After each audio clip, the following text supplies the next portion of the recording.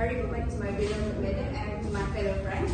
So here we are from the group last for today, and we will present on topic about family trauma is caused by unrealistic parental expectation. Before that, let us introduce ourselves first. So my name is Nur Natasha, and this is my partner. So before we go deeper in our presentation today, so let me start with a short story.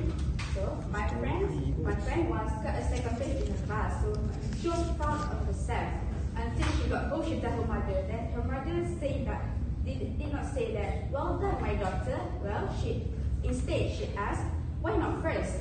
That one simple question turned her pride into shame. And from that moment on, no matter how well she performed in her academics, she never felt that it was enough to her parents. So it may seem like a harmless comment from the mother, but it actually became a seed that slowly grew deeper in the children's mind, that what we now recognize it as a family trauma. This type of experience is not rare, because many children, including myself or maybe some of us, have felt the pressure to meet the impossible expectation from the parents, especially when it comes to academics. Parents often believe that they are helping us to succeed by pushing us harder. But when love and approval are tied only to achievements, the message becomes clear that you are only worth when you succeed in your life.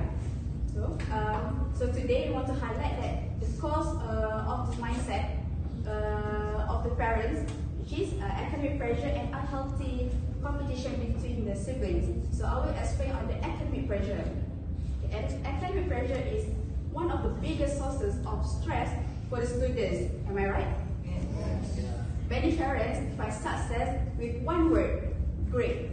For the person who got straight A's in their examination are praised, and anything less is seen as a failure, even though the child will put in their best effort to show to their parents that they can succeed even though with not the straight A's. This mindset actually creates such an unhealthy belief in children that if I do not succeed academically, then I am not enough for me, for my school, and even for my family. Ladies and gentlemen, the consequences of this matter are very serious for the children. There are research studies conducted by IIUM who found that this kind of parents is an authoritarian parenting style, where parents are highly demanding but not emotionally responsive to the children. Thus, it can increase emotional and anxiety in adolescents. The study warned that such pressure does not lead to a better performance, but it often leads to burnout to the children. Now, let's think about the daily life of a student under this kind of pressure. They stay up late just to memorizing the whole textbook, not out of their interested, but out of fear of failure. They feel scared to show their report cards to the parents because they feel like, maybe this kind of success does not reach my parents' expectation. So even they are measured their worth with percentages and also the CGPA. And most of all, they begin to believe that love must be earned, not be given freely to them. So when this pattern continues, it stops being a motivation. It slowly becomes emotional harm and a trauma for the adolescent. So here is the sad part. Many parents do not even realize they are doing it to their children. They think they are protecting our future, but instead they are hurting our present. So we as a children, we want to make our parents proud of us, right?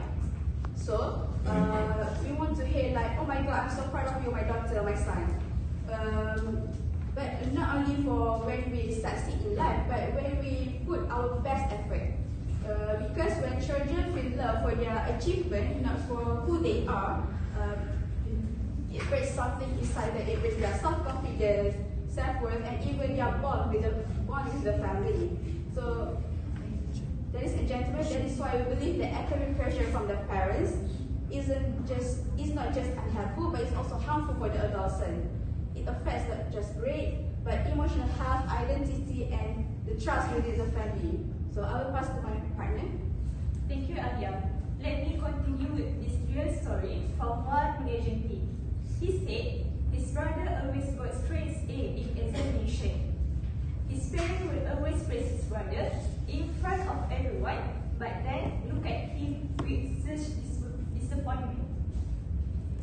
stopped trying in school, not because he was lazy, but because he felt he would never catch up. In another word, he just gave up. Have you ever heard this story? Ladies and gentlemen, sadly, that is not a rare story. Imagine being a teenager who pours their heart into doing their best, but only to be told, why cannot you be more like your sister? Or, your brother never give us this much trouble. This word may seem like a motivation, but to the children who hearing them over and over again, it somehow they can conclude that they are just not enough, isn't it? Yes. This form of comparison is just not frustrating, it is harmful. So today, I want to draw your attention to a serious but often ignored issue on how unhealthy competition caused by unrealistic parental expectation triggered deep family trauma among teenagers in Malaysia. I believe we often hear that competition is good. Am I right? Yes. But have you ever think, what if the competition itself is within our own homes? When parents constantly compare their children in terms of grades, behavior, or even personality, it creates tension, rivalry, and emotional distance between siblings. The home gradually becomes a silent battlefield, and siblings start seeing each other as opponents instead of friends. And this is not just an opinion. You guys can see the brochure. According to the Malaysian Mental Health Association, a survey conducted in 2023 survey revealed that over 36% of Malaysian kids feel overwhelmed by the pressure to meet parental expectations. Even more concerning, more half of them cited sibling comparison as a key source of emotional stress. What is worse, many of them suffer in silence, thinking the pain is normal. Ladies and gentlemen, unhealthy competition leads to jealousy, low self-esteem, and constant fear of failure. A teen may start believing that no matter how hard they try, they will be never good enough because someone else in the family are always better. This emotional weight often leads to burnout, anxiety, and in some cases, depression. Let's be honest.